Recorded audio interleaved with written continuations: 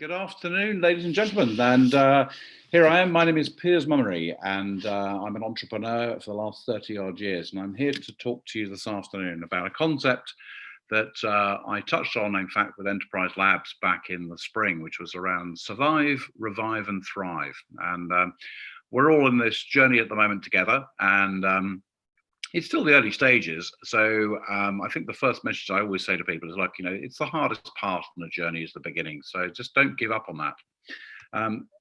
In order to survive, revive, and thrive, there's one area which I think is crucial to this, which is optimism. I read this quote recently. I absolutely adore it, which is crack open a cold can of optimism and pour yourself a glass half full.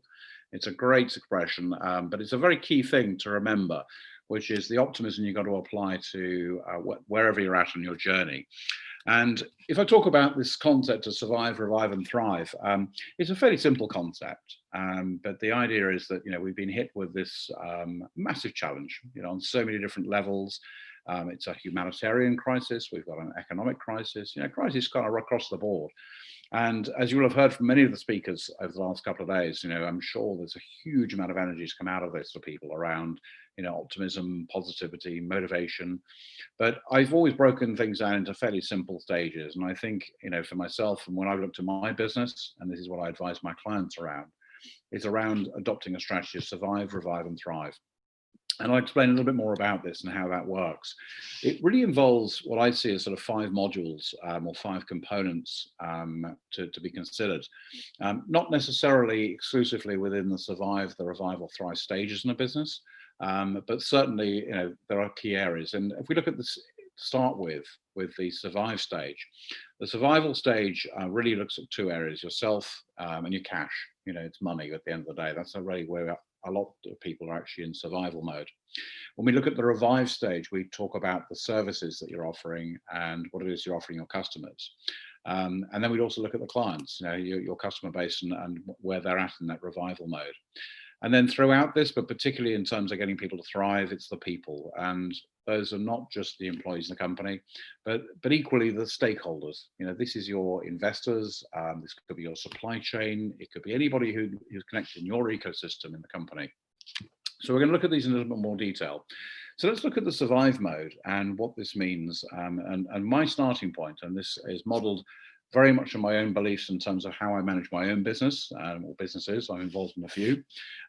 This survival mode starts with yourself. And I think really this comes at the very early stage about the mind and heart set that you want to apply. Survival is a mindset. It stems right the way back from this very basic psychological premise of fight or flight. If you want to survive, you've got to have the right mindset for that. And you would have heard a lot of talks over the last couple of days around developing an agile mindset, a strong mindset, being mentally fit. That equally applies across the board. Physical, mental, and emotional energy is a very important part of that. Equally, look at the goals. If you want to survive, you need to have a goal. Have a target about something you want to aim for. It's a very important part of that process, is looking at where your long-term direction is going to go. What are you going to do in terms of survival? Where will you end up? Probably from a business perspective, one of the strongest facets of survival is leadership. In times of crisis, workers and teams will look to their leaders. They're looking for strength. And they're looking for that courageousness, the bravery, the decisiveness, and that guidance and the stewardship of through survival. It's a very, very important part of that.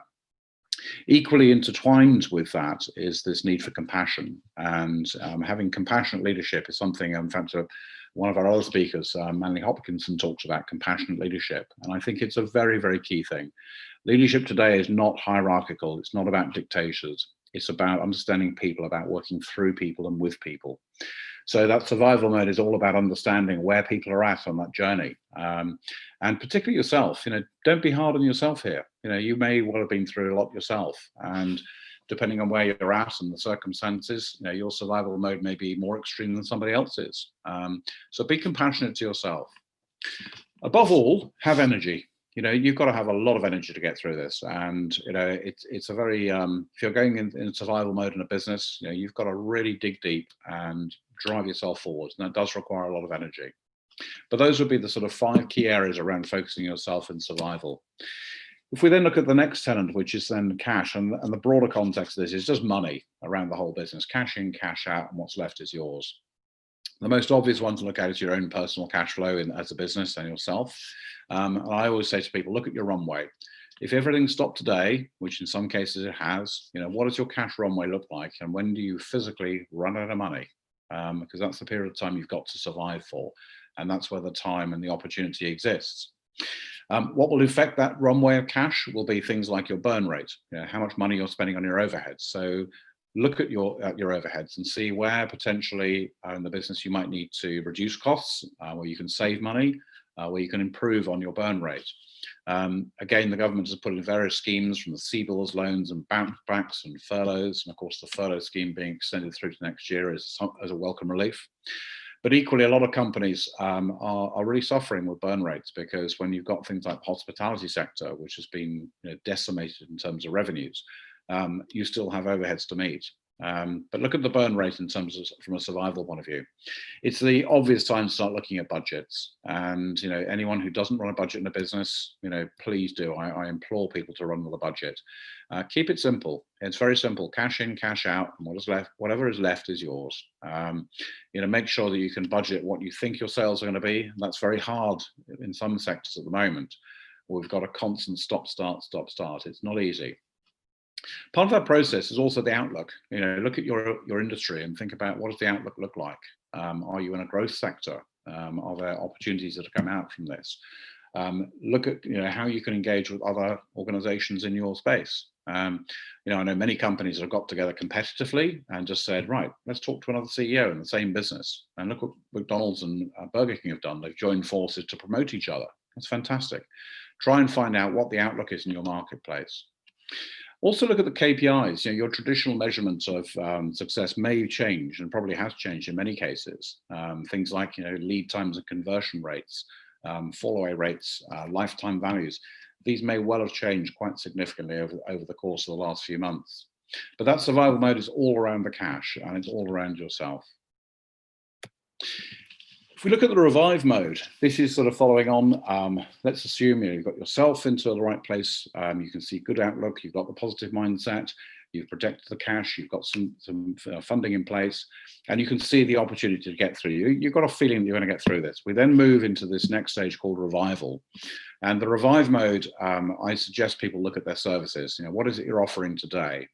And again, let's look at 5 different areas of that.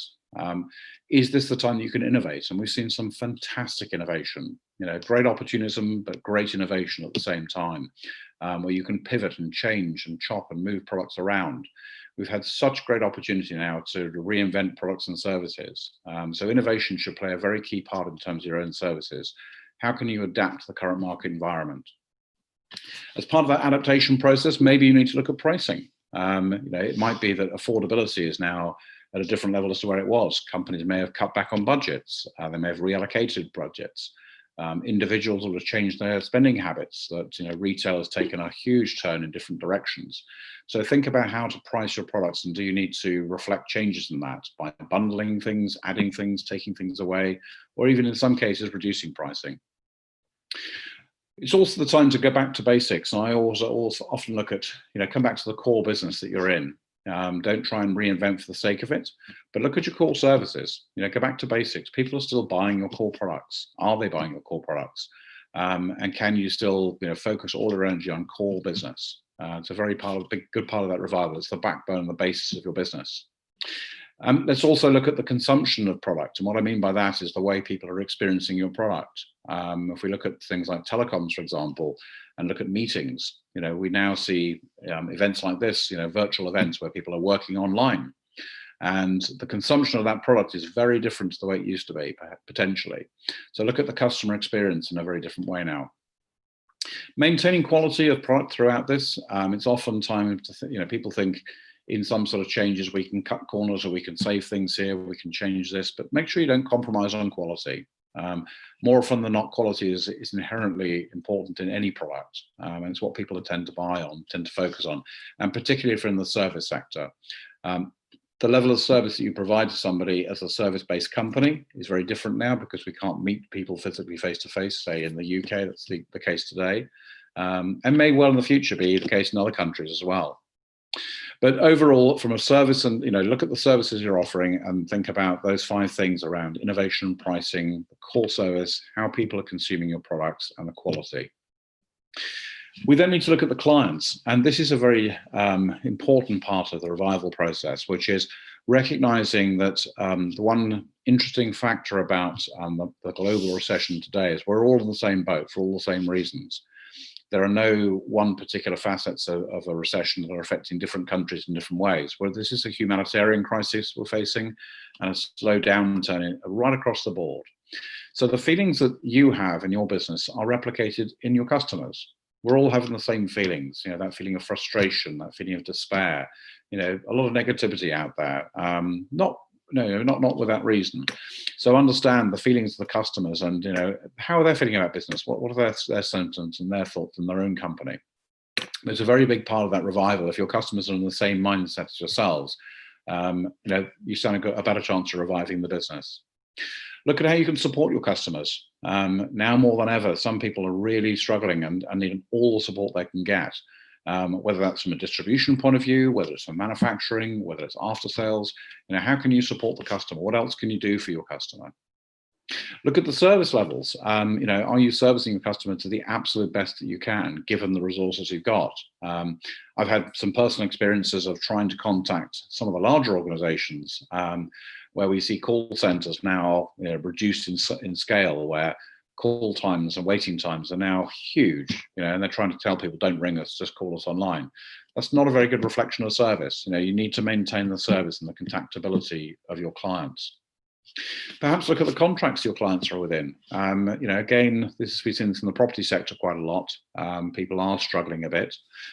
So let's see where we can put some help and support by changing contracts. Can you be more relaxed about it? I myself, for example, with many of my clients, am now not even embracing contracts. I'm saying, listen, let's just work together and we'll keep working, we'll keep being agile. The other area which I encourage people in part of that revival mode is look at your existing clients. There's this old adage that it's easier to sell to an existing client than it is to find a new one. And that really is true.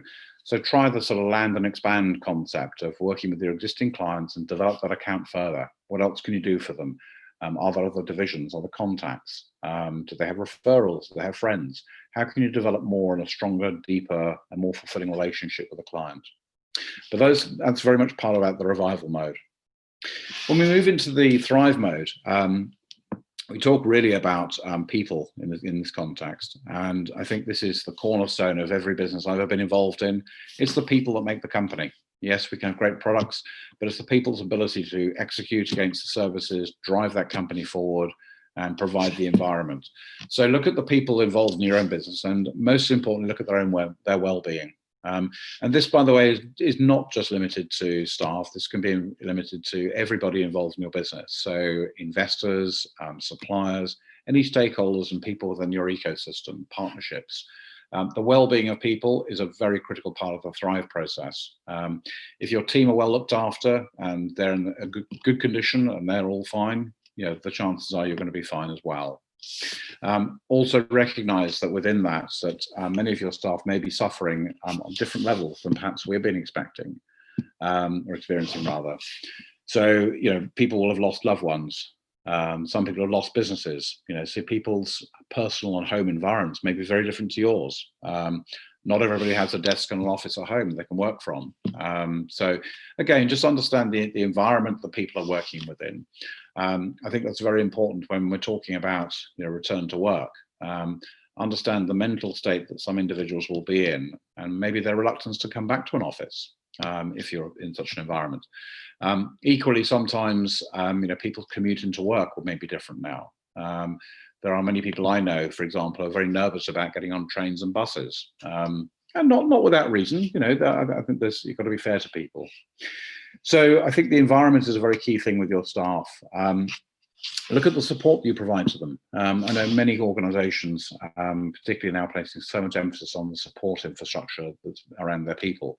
Understand the mental wellness of individuals particularly, but how else can you support your staff? And the people in your business, what do they want? Can you cater to them? Can you support them? Importantly, look at the attitude of your people. Are your staff operating with the right attitude in the business? I know of a number of people that have been stuck at home, working from home, and have kind of, in some ways, got used to it. And it's not a bad place to work at sometimes. You haven't got the commute. You can roll up beds. It's a bit more flexible. But what's the attitude like coming back into work? I think the attitude is a very key part of people's return to work and getting back into the normality of how we used to do business. Timekeeping, productivity levels.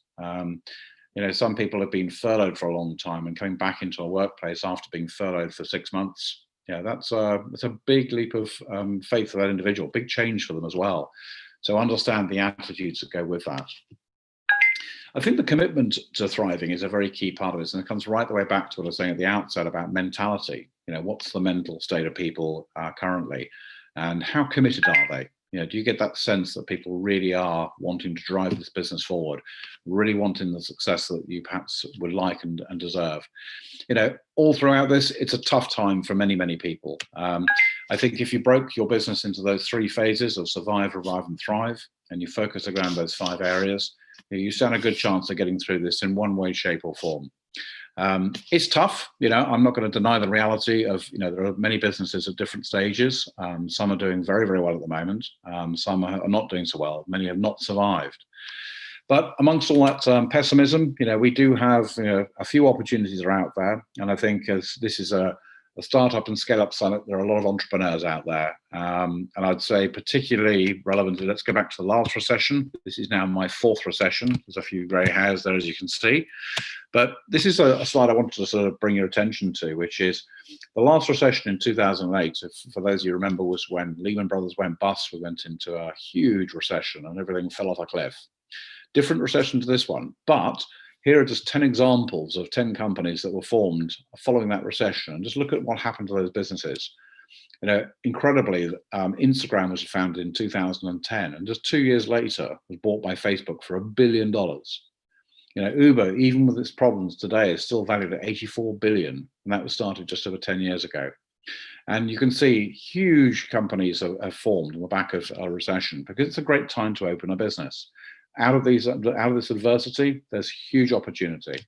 So try and think of those opportunities. Now, of course, not everybody like us is going to be this sort of size and these scaler businesses. Some things are a bit closer to home. So I've identified a few companies I really like the look of, and one of my favorites is Garçon Wines. This is one of those products you think, why didn't I think of that? And it's a flat bottle. It's just perfect. It gets posted to your home. It's an eco-friendly bottle of wine you can post to the letterbox. Absolutely fantastic. And they're thriving, as you can imagine, because people are at home and you can post a bottle of wine to somebody. I really like that. It's a fantastic business. And it's sustainable and eco-friendly, which is great. We then have in the bottom left there a company, Curly Cow. I came across this business and I love it. This is a mum very frustrated with her children at home.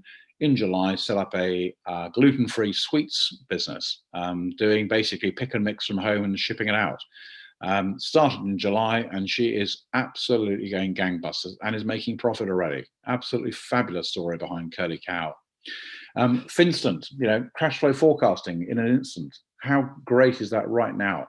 So, if you need cash flow forecasts done immediately, go and have a look at Finstant. What a great business to set up. We've also seen, because we're at home, a lot more hobby-based and a lot more fitness businesses. So Tone and Sculpt is another example of a company working, where you work at home, doing Keep Fit and doing fantastically well. Stitch and Story, wonderful business. Knitting has become a really big thing. It's come back into vogue, and it's not any longer, it's not the domain of older people. It's a hobby now. So, fantastic business setup. We've seen a lot of, excuse me, seen a lot of businesses that have come together throughout the recession. And in the food sector, Crosstown Collective is one example. We've seen companies getting together where, providing combined services. This is now actually closed on the back of the last lockdown, but this is home deliveries from different providers, all coming together and working together. And then, you've got 1 year no beer. What a lovely movement that is, changing alcohol consumption. That's a really good, it's a great success story. So the point being, there's a lot of businesses out there, and we've seen some huge success stories throughout this. No matter where you are on your journey, my view is, we will get through this. One day, that expression, this too shall pass, and the challenges we see today will eventually pass. But during that time, if anyone can help out there, you have to help yourself. Go through that survive, that revive, and that thrive process. I've enjoyed the opportunity to speak to you today. Thank you so much for having me. My name is Piers Mummery. I'm currently the managing partner in the UK for Tech CXO. I'm the entrepreneurs coach, so I coach entrepreneurs and I advise boards on growth companies. So thank you so much for having me today, and looking forward to keeping in touch.